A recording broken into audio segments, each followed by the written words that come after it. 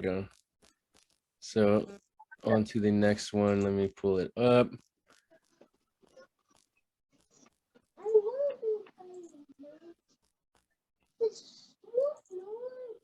Okay. Now this is super, super, super important. Let me go to the top right here. I'm not going to go through this entire thing because it is very, very long. It is like 70 pages long. But is Know Your Rights, a guide for protesters from the National Lawyers Guild. And we do have people that are with the National Lawyers Guild that come out to protest, and they observe and they watch and they make sure that the police are doing what they're supposed to do and not what they're not. So just a couple things. Start with just a couple slides. It's important to keep in mind that there are limitations to know your rights information when it comes to personal safety and police behavior in the streets. The U.S. Constitution and various state laws guarantee that you have certain rights, but just because the law says you have those rights does not always mean that the police will respect them or that a court will uphold your rights if they're violated. When you are protesting or have any interaction with law enforcement, asserting your rights does not usually mean that the police will respect your rights or change how they are treating you. However, by using your rights, by saying them out loud, as this booklet will teach you to do, you can make it harder for police to use your own statements or anything found on you during a search as evidence against you during a trial. Using this information could help your case later in court, and importantly, can help you protect your fellow activists. This booklet aims to give people thinking about going to or organizing protests information about best practices for interacting with law enforcement in the moment, as well as advanced information to consider in order to assess risk and prepare for possible police encounters. And if you'd like, I can send you the link to this entire PDF after we're done. Can you do that? Yes, absolutely. Let's see. There's another one that I wanted to point out.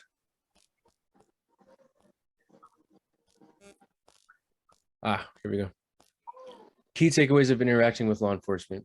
The United States legal system is not designed to support dissent. Police are meant more to enforce order than civil rights. The courts are hard to navigate, and judges are often hostile or unfair to people who have been arrested, including activists. There are still political prisoners to this day who were activists with like the Black Panther movement of the 70s, the civil rights movement of the 60s. You know, there's still people to this day. Organizers have been killed by police, police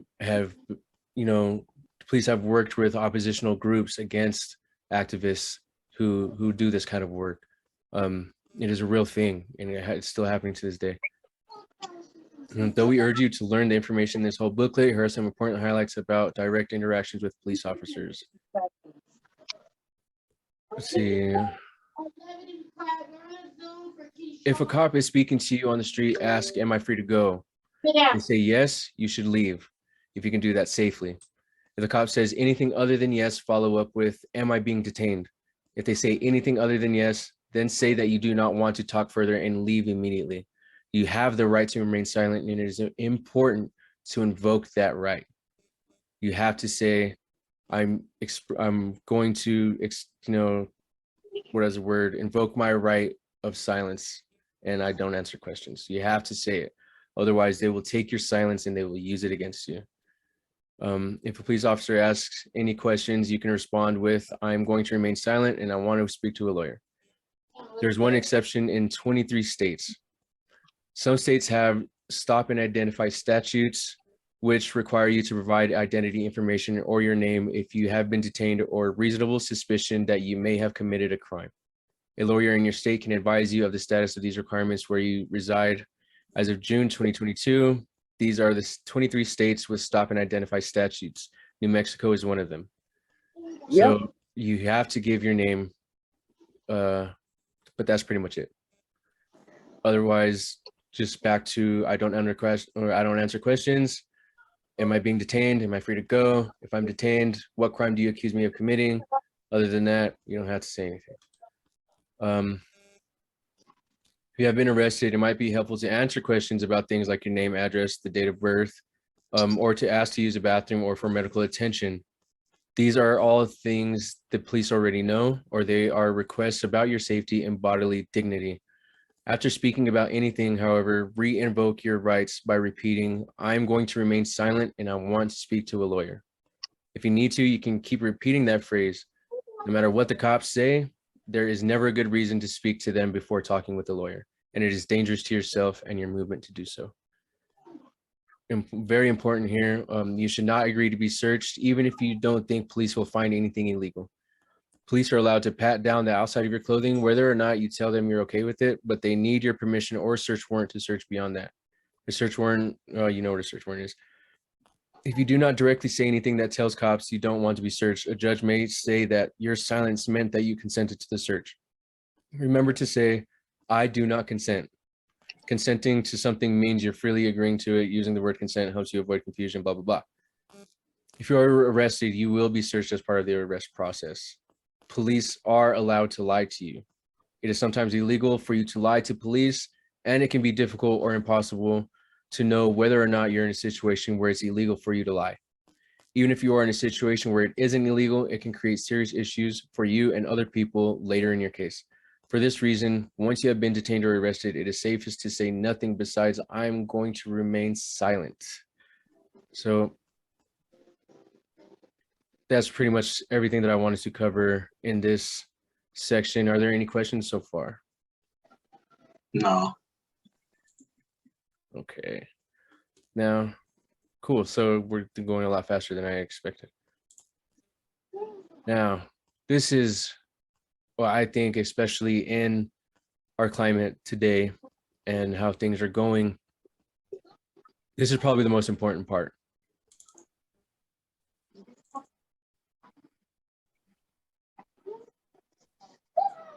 So I work with a group of people who track people that don't agree with the movement in a broad view of it, specifically here in New Mexico. Now, none of those people or individuals are named in what I'm about to show you, but some of the groups and organizations are. And some of these groups and organizations also worked to organize the attempted coup and insurrection on January 6th of last year. So what we mean when we say Oppo. Oppo is short for opposition and can refer to right-wing counter-protesters who attend liberal and left-wing events to taunt, intimidate, monitor, or attack protesters. Right-wing groups are individuals, hold on, let me move this real quick. Or individuals who attempt to use social media to threaten or intimidate left community members. Right-wing individuals, usually armed, who serve as security at conservative events and gatherings in order to prevent left counter-protesters from gathering. Cops, more on that later. Commons, types of opposition. We're separating Oppo into types based on their presentation, group structure, and tactics. However, individuals often engage in multiple groups and behave differently depending on the situation. For example, well, I guess this is one named Craig Fitzgerald. He is a Proud Boy and a member of the New Mexico Civil Guard. Now, the New Mexico Civil Guard is a group within New Mexico, obviously, who believe that they are vigilantes and they are trying to keep people safe when actually they shoot people and threaten others. I myself have had a personal interaction with this group. When I was alone, they tried to intimidate me with assault rifles, and they also tried to intimidate and threaten my wife. After a protest downtown at Civic Plaza, 2020, police had cordoned off a certain section of downtown outside or around Civic Plaza, and for future protests and stuff that was going to be held downtown, they was completely cordoned off for like a mile in every direction, and it was eerie, it was creepy. And one of our indigenous organizations down here called the Red Nation held a street action outside of the courthouse right next to Civic Plaza. And as I was leaving, I just crossed the barrier where, well, the perimeter where they had cut off the area of downtown. I had just gotten through there back to civilization pretty much. And that's when I noticed some weird individuals inside of a restaurant called Filling Phillies right there on what I believe it was 4th Street, or maybe 4th Street and Central. And as I was crossing the street, they noticed me and noticed my shirt. And it wasn't this one now. It had like the solidarity fist on it. And they were pointing and laughing.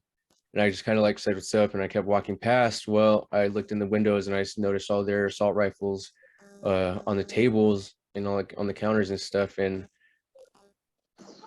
they came out and, you know, had some words, we, you know, shared some words or whatever. And it went well. Nobody got hurt or anything, thankfully. But these people are very dangerous. And during 2020, there was a protest organized in Old Town by this park called Tigre Park. You might have heard of it, right there in Old Town, where protesters were trying to rip down a statue of Juan de Oñate.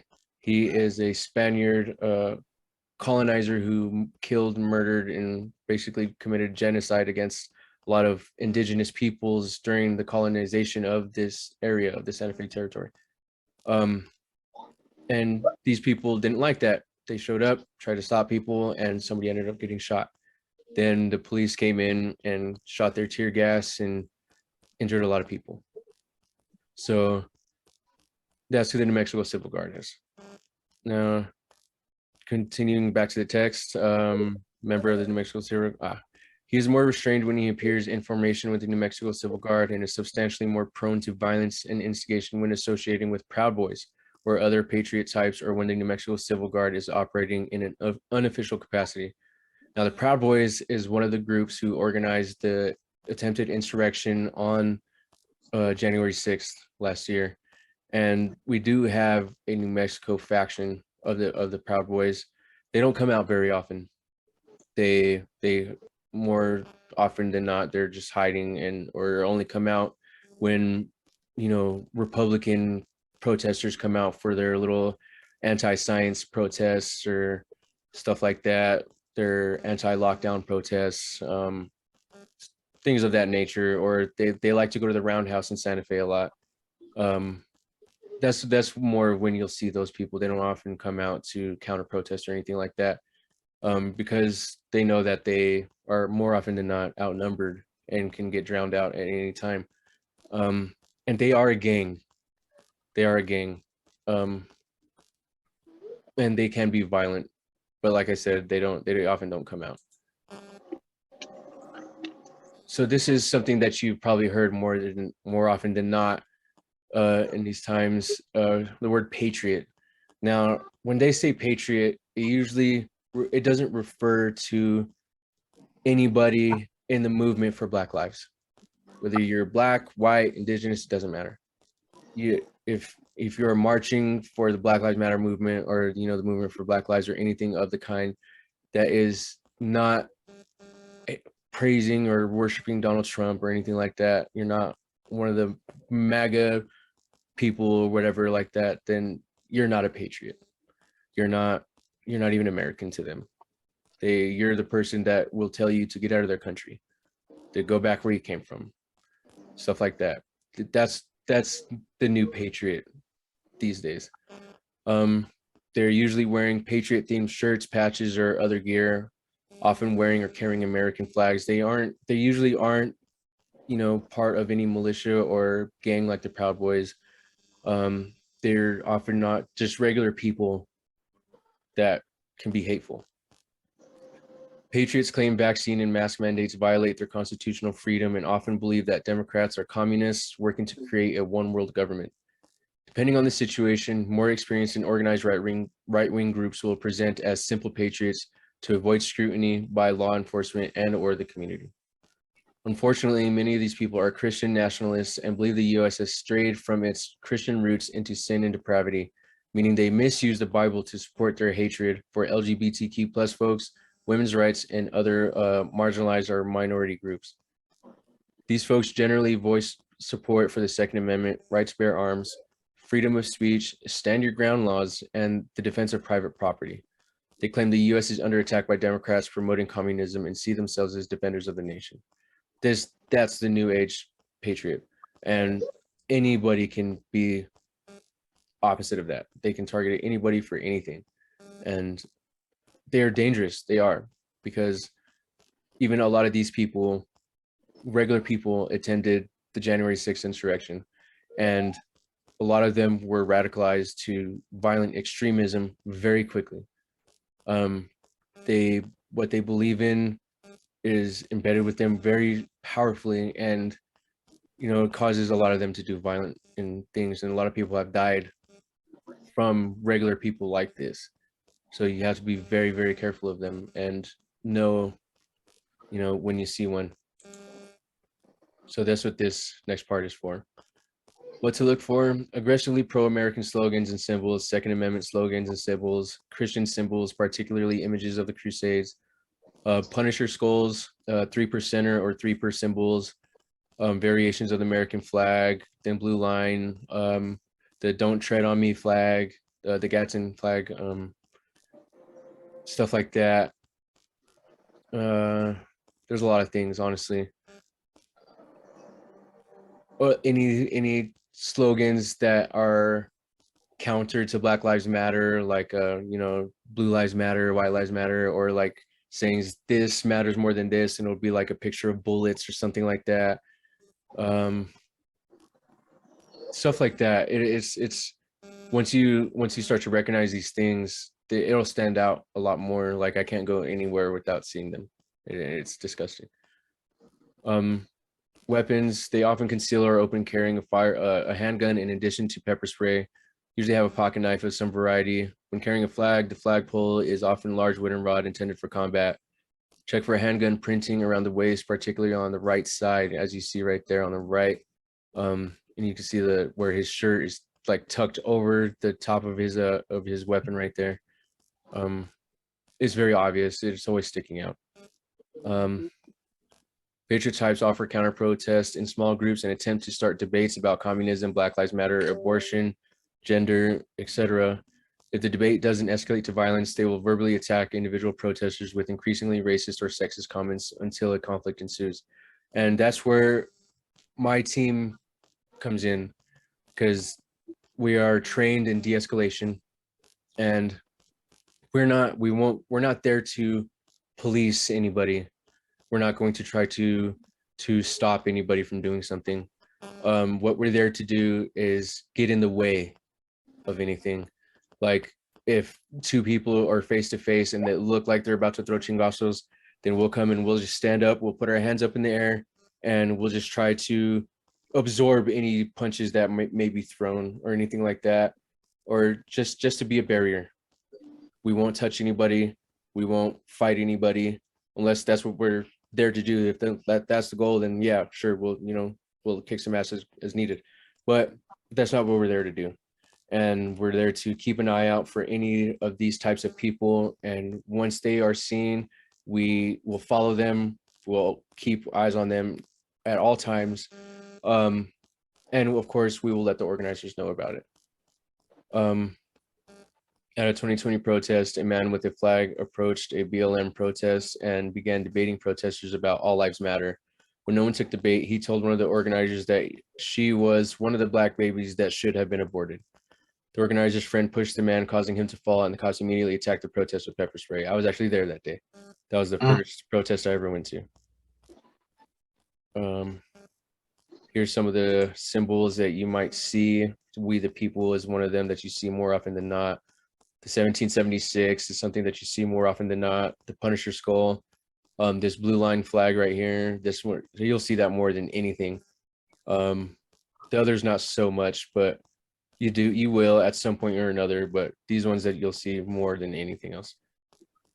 And the meeting will be ending in 4 minutes or in 3 minutes. Just remember to click the same link and it'll take you to the next room. All right. Many activists will refer to random right-wingers as chuds, a term derived from a poorly written science horror film called Cannibalistic Humanoid Underground Dwellers. I don't know why there's even that in there. It's not that important. The Mexico Civil Guard is the most well-known militia, but we have several militia formations in the state. New Mexico Civil Guard is officially inactive due to legal issues resulting from their participation in the Oñate protests. However, militia members continue to attend public events wearing the same gear, carrying the same type of weapons, and many of these people believe we are already in a civil war. They do, and it's completely insane. And a lot of them are what are called accelerationists, meaning that they will provoke, they will antagonize, they will cause problems, even if it doesn't even at the protest or march. They could be just outside of it, but something to start a problem. These people always have to be watched as soon as they are spotted. And imagine themselves as defenders of America against communists and anti-Christians who will destroy the nation, which is completely ridiculous. I know many Christians who are part of the movement, who hit the streets, every street action that we have. They're great people, and they are, and to me, what a Christian is supposed to be. These new evangelical Christians, they are completely psychotic. They're like a cult, basically, and their rhetoric is very dangerous and is very political, which it's not supposed to be. And like over there at Legacy Church, Pastor Smotherman, he's in that bag. Dude's definitely insane. Militias generally claim to be defending property from looters and rioters and often appear in response to BLM or racial justice protests. It's like, no, I mean, yeah, they're there to defend their racist history and racist roots. That's what they're trying to do. Militias almost always claim to be in support of the protests because people have the right to free speech. They tell organizers of protests they are present to make sure everyone stays safe. Occasionally, they will admit that they are present to defend property from criminal elements. So, 40 seconds. Yeah, I can do this. What's your tactical or military style gear, like plate carriers, gun holsters, drop leg holsters, in particular chest rigs, AR-15 rifles, extra mag pouches, radios, armored gloves. They look like military. They look like paramilitary individuals. They're hardcore. Claim to be present for safety of everyone, occupy intersections, buildings, or public spaces to act as guards, surveil protests and events from rooftops, or follow protests in vans and trucks. Often wear metal badges or patches. So where were we? Claim to be present for safety of everyone, occupy intersections, buildings, public spaces. I already said that. Badges or patches that cause the public to misidentify them as law enforcement, and they often serve as backup for a non-militia right-winger who is instigating a conflict. Militia often work with the police and or right-wing organizations and churches, namely Legacy Church over there on the corner of Central and Coors.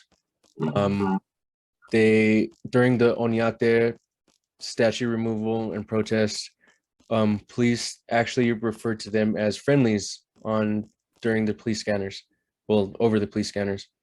It was like a reality check for a lot of us.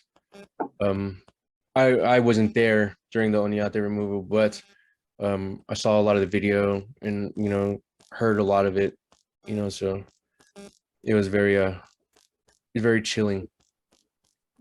So during 2020, the New Mexico Civil Guard pulled a gun on a community member who they claimed was attempting to break into a building. The community member had a key and a lease for the building. They also harassed and threatened BLM activists while occupying Filling Phillies to defend it from looters. That's when I encountered them. It was 2 nights in a row I encountered them. New Mexico Civil Guard engaged in multiple physical confrontations at the Oñate protest while attempting to prevent protesters from defacing or damaging the statue. And that statue is still not up there. Hopefully they don't put it back up. If they do, there'll probably be another protest to remove it. So this is what they look like. They stand out, pretty good. They don't look like your average patriotic, protester or whatever. No, not even the militiamen anyway. These are the 3%er patches, something to keep an eye out for. Okay. This is Proud Boys. The Mexico chapter of the Proud Boys generally tends right-wing events rather than holding their own. Proud Boys call themselves Western chauvinists and claim that Western civilization, and by extension the white man, created the modern world single-handedly. While they often claim they are not sexist or racist, they embrace patriarchy and white pride and often work side by side with white nationalists. It means they're dangerous.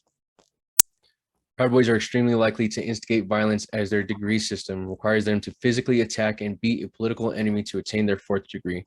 It's like how gangs, when they're recruiting or something like that, they have, they'll have kids go out and beat somebody up, or have kids go out and shoot somebody, or they'll jump them for 13 seconds or something like that. It's the same thing. They hold flag waving events where they bring flags mounted to large wooden rods intended for combat.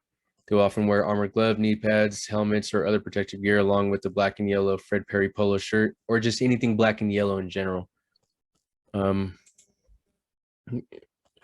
We have here in New Mexico, we have the Bikers for Trump.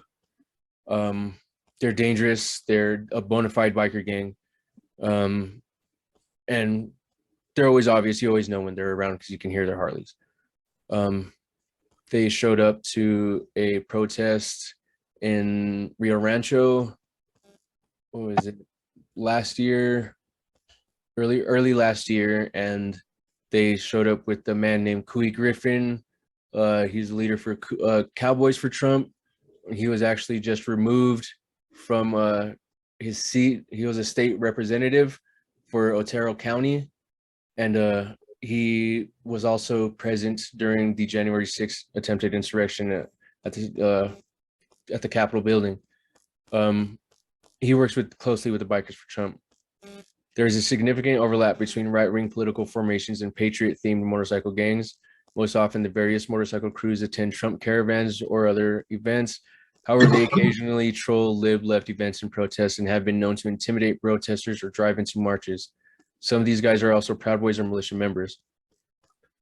Large groups of motorcyclists, especially on Harleys or cruisers with American flags. Organized crews usually wear black vests with patches that display their names, nicknames, and the name of the crew, along with other identifying info.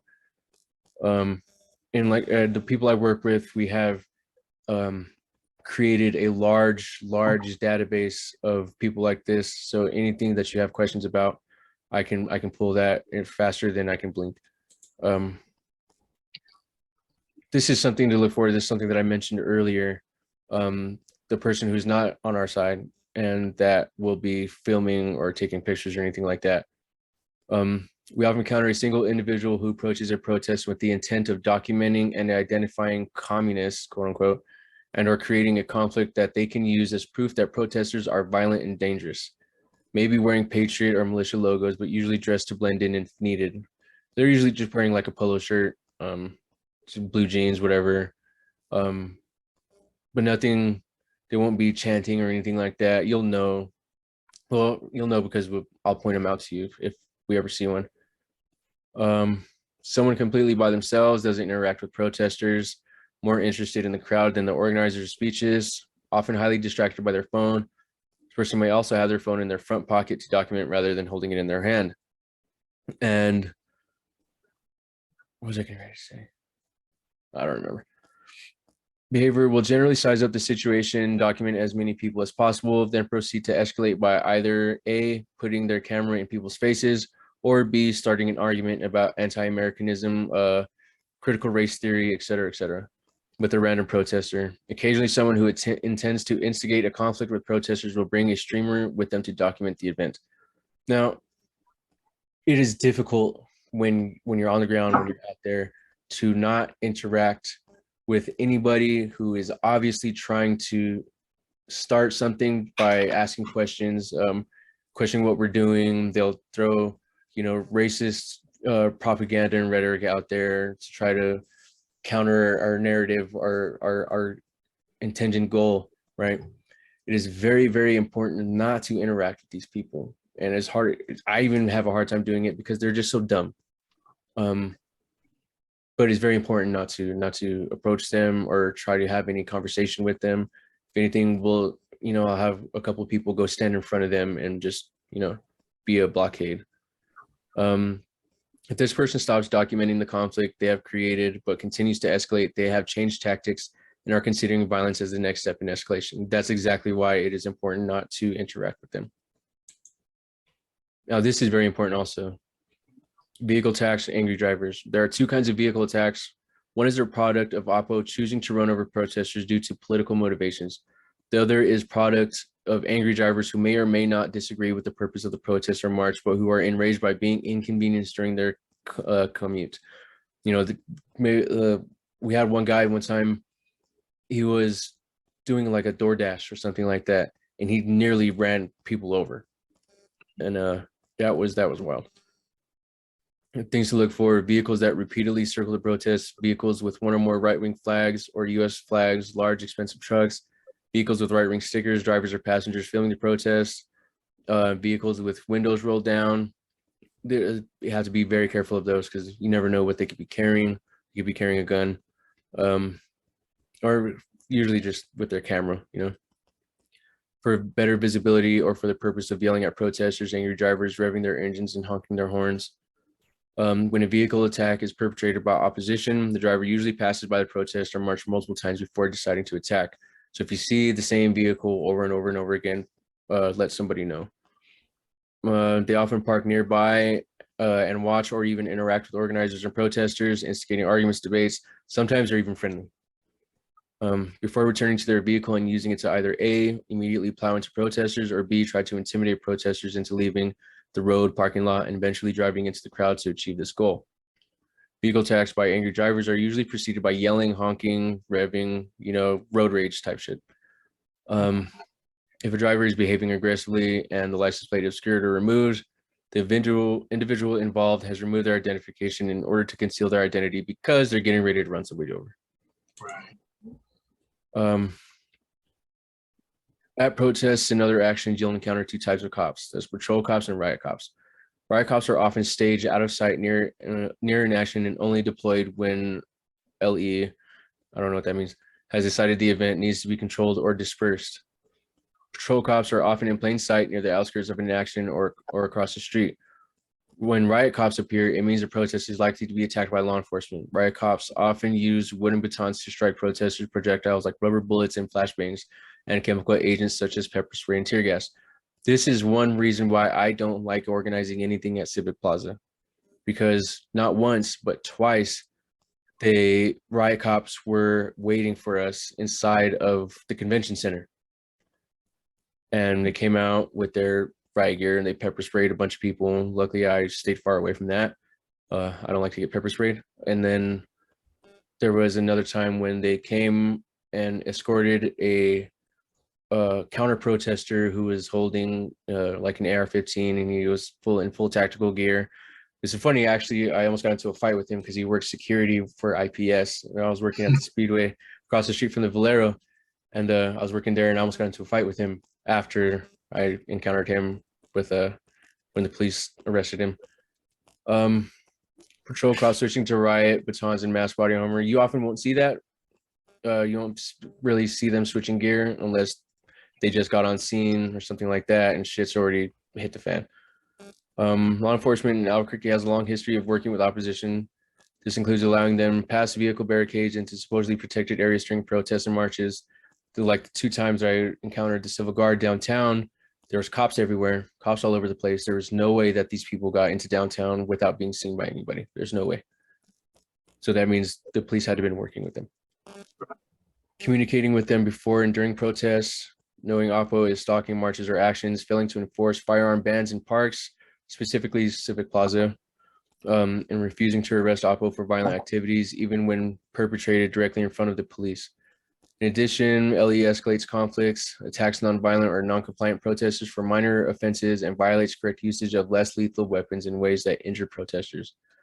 For example, at Oñate, the police shot flashbangs and smoke canisters at that woman that I wanted to bring on board, Lisa Christopherson. Pegged her right in the thigh with a smoke canister. One officer shot an unarmed Black woman, that's Lisa, with her hands in the air from approximately 5 feet away. And next slide here are the pictures of that. That's her right there in the middle. In the picture of the left with her hands up, and on the right, that's her leg where they got her with the smoke canister.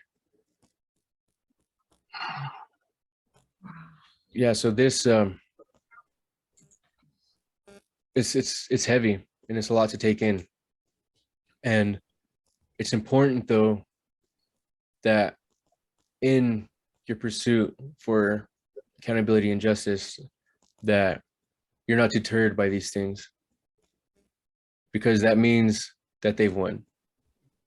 That means that they can get away with it, because it's important that we apply pressure, the necessary pressure, and we keep up the pressure and we keep the energy going, because protests have changed things, especially in the last 2 years.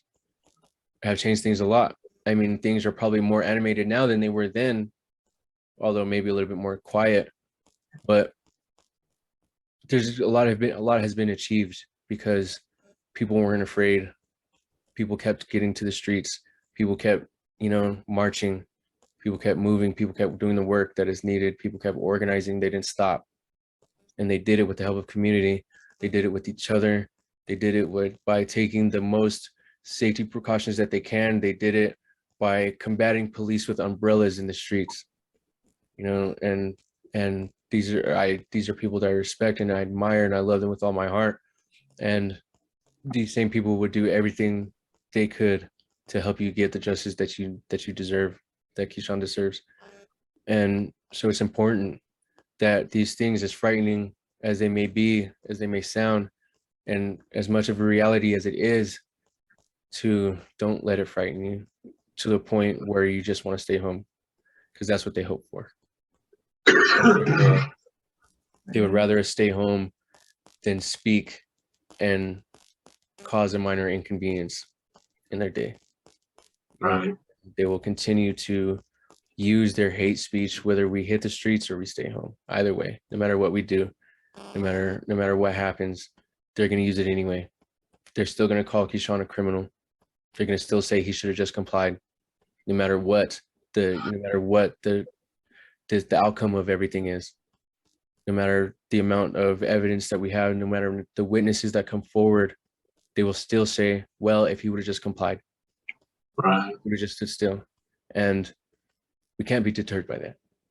And I promise I will always do everything in my power to be there with you and, keep everybody safe. Yeah. 'Cause there's no turning back. I don't care what they say, what they do, how they feel. Like, it's all in. Absolutely. That's good to hear. Because Yes, sir. It's all in. right on. Allie, how you feeling? Yeah, I feel the same way. I mean, they've got to be held accountable. Yes, they do. Yes, they do. Absolutely. Being afraid at this point is not even. Yeah, there is no afraid. There is no fear. Good. That's what I like to hear. So is there any questions? Anything else that I could cover? Not really pertaining to this. No. Not really pertaining to this. Yeah, you covered everything with it. Okay. Awesome. Well, I'll go ahead and I'll cut the recording now.